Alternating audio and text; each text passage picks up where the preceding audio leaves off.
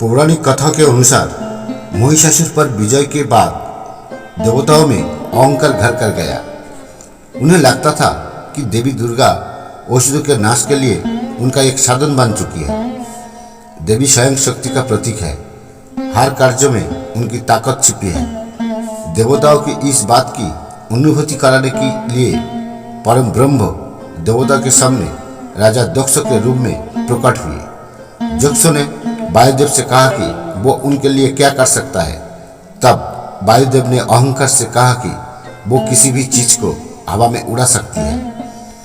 तभी दक्ष ने एक छोटा सा घास रख दिया और वायुदेव से उसे उड़ाने के कहा, लेकिन वो असमर्थ रहे। इसी तरह अन्य देवताओं ने अपनी ताकत दिखाई, किंतु सब व्यर्थ रहा। तभी दक्ष ने कहा कि आप सभी देवताओं की शक्ति वास्तविक है, लेकिन ये आपके स्वयं की नहीं है। वही आदिशक्ति माँ जगद्धात्री सर्वशक्तिशाली है।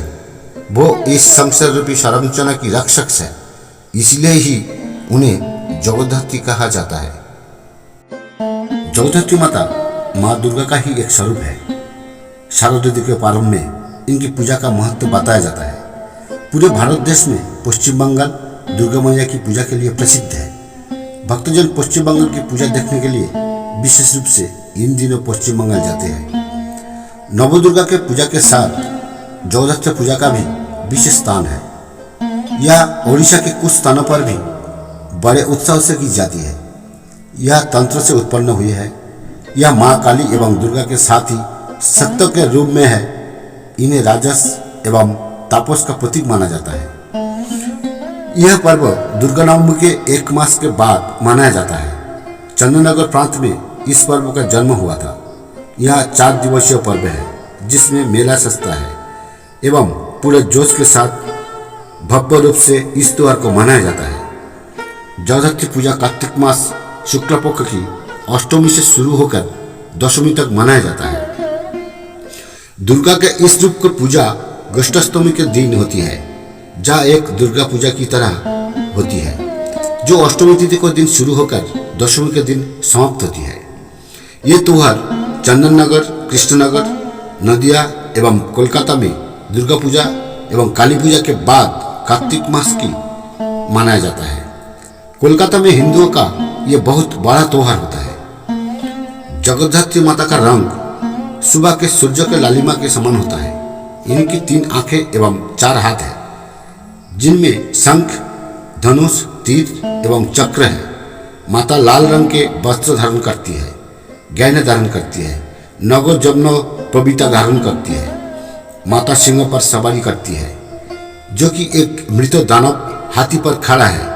इसके पीछे एक बात विख्यात है कि ये प्रतिमा यहाँ कहती है माता उन्हीं को हृदय में वास करती है जो अपने अंदर उन्मत्त हाथी का भाव को नियंत्रित कर सकते हैं, अर्थात जो अपने गलत एवं अहम भाव को खत्म कर चुके हैं।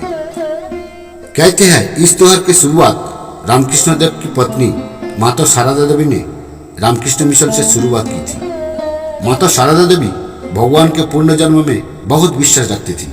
इसकी शुरुआत के बाद इस त्योहार के दुनिया के हर कोने में मौजूद रामकृष्ण मिशन के सेंटर में मनाने लगे थे। इस त्योहार को माँ दुर्गा के पुनर्जन्म की खुशी में मनाते हैं। माना जाता है देवी पृथ्वी पर बुराई को नष्ट करने और अपने भक्तों को सुख शांति देने आई थी।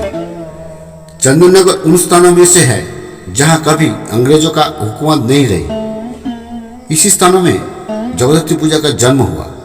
चंदननगर में चंदन का व्यापार सर्वाधिक होता है एवं इसमें बहती नदी का आकार आधे चांद के समान है।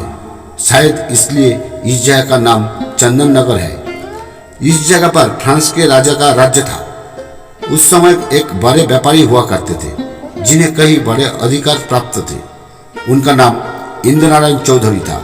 सन 1750 में उन्होंने सबसे पहले अपने घर में जगद्धात्री पूजा की, जिसके बाद से यह पूजा बढ़ते बढ़ते एक भव्य रूप ले लिया। अब ये पूजा पूरे चंदननगर के साथ पश्चिम बंगाल, कलकत्ता, बिहार, उड़ीसा, कृष्णनगर, हुगली जैसे स्थानों पर बहुत उत्साह से होती है।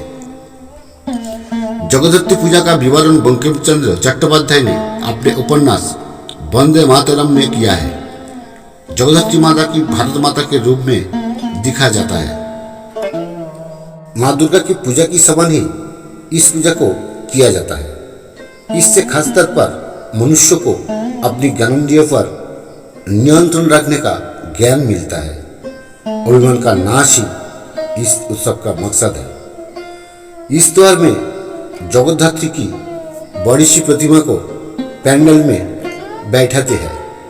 यहाँ बिल्कुल दुर्गा पूजा जैसा माहौल होता है।